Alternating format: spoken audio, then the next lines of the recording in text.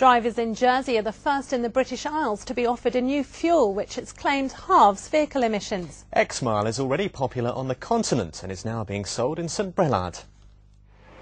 Enjoying a love affair with their cars. Most drivers wouldn't be without theirs, yet at the same time we're all becoming more environmentally aware.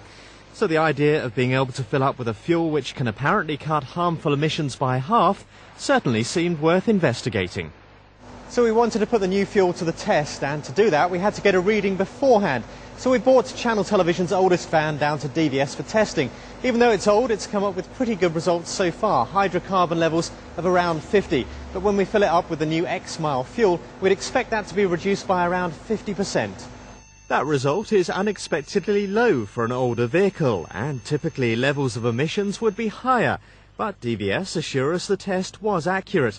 So the next step is to visit the only X-Mile pump in the British Isles to fill our van. But what exactly is going into the tank? I think, to put it in the simplest terms, it's the cleanest burning fuel that can be bought on the market today. It burns in a very, very clean way, leaving very, very little waste during the combustion process. As a result of that, less smoke. Well, we've just had the tank filled up with fuel. It's about half full with X-Mile and half full with the petrol that was already in there. What we're going to do now is motor on down to DVS and find out what the results are.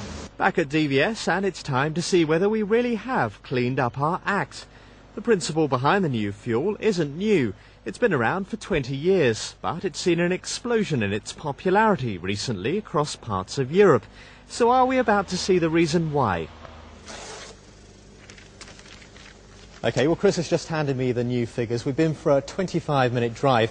Now, the figures probably would have been more dramatic if we'd gone for a longer trip out in the van, but already we've seen a 30% drop in hydrocarbons, down from 50 to around 35. We've also seen a fall in the levels of carbon monoxide. The pollution coming out of the exhaust is reduced by, at the moment, we're just seeing 30%.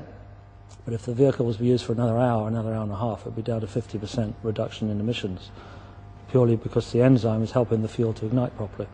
X-Mile has already asked the Planning and Environment Minister, Freddie Cohen, to support the new fuel, and has now decided to make Jersey the centre of its business operations.